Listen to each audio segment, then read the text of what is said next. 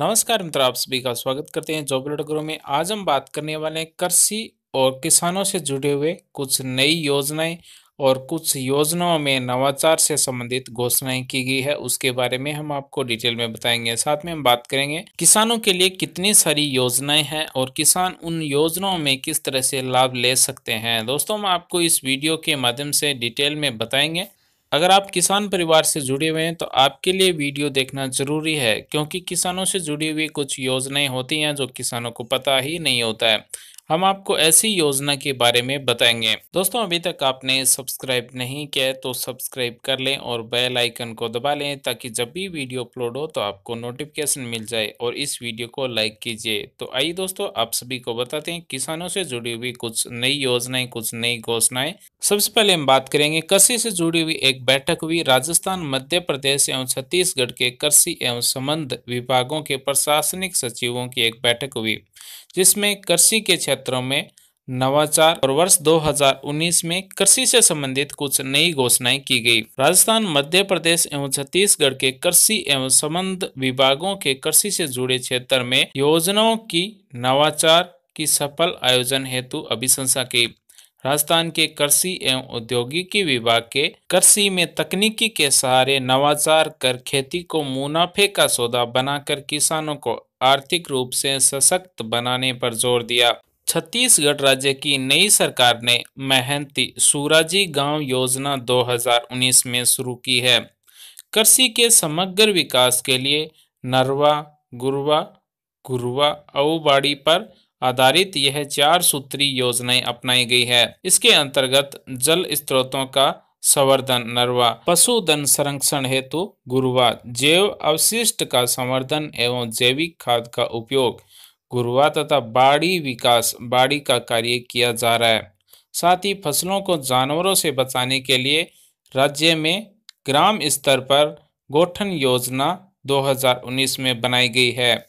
आगे हम बात करें तो राजस्थान में कृषि से संबंधित जुड़ी हुई कौन सी योजनाएं हैं। राजस्थान में कृषि से जुड़ी हुई योजनाएं हैं soil health card, solar water pump project, olive plantation centre of excellence, e national agriculture market, e NAM, पशुओं को निशुल्क दवा योजनाओं की प्रस्तुति दी। अब हम बात करते हैं मध्य प्रदेश से जुड़ी हुई कृषि से संबंधित योजनाओं के बारे में। मध्य प्रदेश राज्य में ई कृषि यंत्र अनुदान पोर्टल, जो कि अभी ऑनलाइन आवेदन चल रहे हैं, कौशल विकास केंद्र, ई किसान सारथी एवं मुख्यमंत्री भावांतर भुगतान योजना का प्रस्तुतिकरण किया गया है। अनुदान पोर्टल पर किसानों को उचित कीमत पर विभिन्न जरूरी कृषि उपकरण मिल जाते हैं। हम आपको उपकरण मिलने से संबंधित जो भी जानकारी होगी, किस तरह से अप्लाई कर सकते हैं, वो भी हम आपको इस वीडियो में बताएंगे।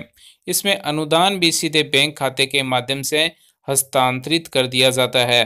कौशल विकास केंद्र पर निजी ट्रैक्टर कंपनियों के सहयोग से युवाओं को प्रशिक्षण किया जाता है, जिससे एक और युवाओं को स्वरोजगार शुरू करने में मदद मिलती है। वहीं किसानों को कृषि यंत्रों की मरम्मत सुविधा मिल जाती है। इन केंद्रों पर हर साल करीब 1,500 युवा प्रशिक्षण हासिल करते हैं, जिनमें आधे इन्हीं प्रतिष्ठित कंपनियों में नियोजित हो जाते हैं। ई किसान सारथी के अंतर्गत किसान ऑनलाइन प्लेटफॉर्म पर करीब 2,600 कस्टम हायरिंग केंद्रों के माध्यम से ट्रैक्टर से कार्य करवाने की बुकिंग कर सकते हैं। अब हम बात करेंगे मृदा स्वास्थ्य कार्ड योजना, सोयल हेल्थ कार्ड योजना। ये योजना किसानों के लिए किस तरह से उपयोगी है, किसान इस योजना का किस तरह से लाभ ले सकते हैं। भारत में ऐसे बहुत से अशिक्षित किसान हैं जो ये नहीं जानते हैं कि अधिकतम उपज प्राप्त करने के लिए किस तरह की फसलों को विकसित करना चाहिए। किसानों को मिट्टी की गुणवत्ता जांचने के लिए और उनको सही प्रकार से उपयोग करने के लिए अपने अनुभव से फसलों को बढ़ाना और फसलों को असफल होना जान सकते हैं, किंतु वे नहीं जानते हैं कि मिट्टी की हालत को कैसे सुधारा जा सकता है। तो इसके लिए भारत सरकार ने एक सोयल हेल्थ कार्ड स्कीम जारी की है। इस योजना के अंतर्गत किसानों को एक सोयल हेल्थ कार्ड दिया जाता है, जिसमें किसानों के जमीन की मिट्टी किस प्रकार की है इसकी जानकारी दी जाती है। उन्हें एक सूची दी जाती है कि उनकी जमीन किस प्रकार की फसल लग सकती है जिसमें उन्हें अधिकतम लाभ हो, एवं उनकी जमीन की मिट्टी में क्या सुधार करने की आवश्यकता है।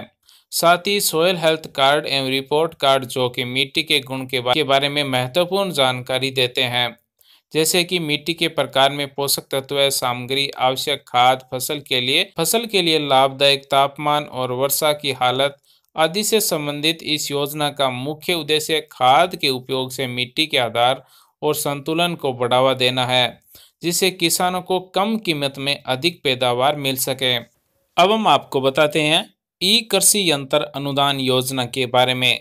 इस योजना के अंतर्गत किसानों को रीपर कंबाइंडर ट्रैक्टर केवल अनुसूचित जाति एवं जनजाति वर्ग के कृषकों हेतु, सभी वर्ग के कृषकों हेतु कंबाइन हार्वेस्टर एसएमएस के साथ के पूर्व दिए गए लक्ष्यों में निरस्त हुए आवेदनों से प्राप्त लक्ष्यों का जिलेवार पुनरावर्तन पोर्टल शुरू कर दिया है।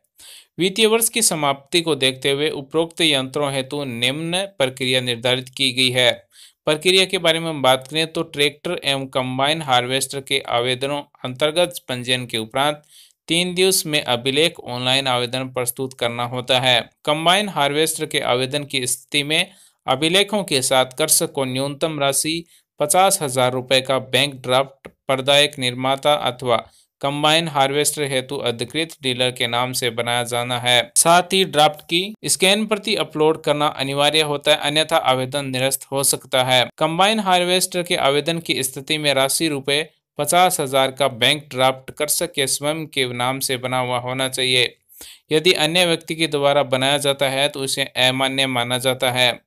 विशेष प्रकार से कृषि यंत्र जिसकी मांग कम प्राप्त होती है उसकी ऑन डिमांड लक्ष्य देने की व्यवस्था की जा रही है। ई कृषि यंत्र अनुदान पोर्टल पर पंजीयन उपरांत कृषकों द्वारा आवश्यक अभिलेख ऑनलाइन जमा करवाना होता है। आवेदन पंजीयन दिनांक से 7 दिवस तक जमा करवा सकते हैं। कृषकों द्वारा जमा कराए गए अभिलेखों में कमी या आपत्ति होने पर जिला अधिकारी द्वारा संबंधित डीलर को प्रेरणा ऑनलाइन वापस दिया जाता है। अभिलेखों की पूर्ति उपरांत डीलर से आवेदन पुनः जिला अधिकारी को प्राप्त होता है। जिला अधिकारी द्वारा संबंधित डीलर को ऑनलाइन वापसी करने के लिए 3 दिन का समय दिया जाता है। अगर कोई किसान अनुदान के लिए आवेदन करना चाहता है तो www.dbt.mpdag.org से कर सकता है, अन्यथा कियोस्क से जाकर ऑनलाइन आवेदन करवा सकता है।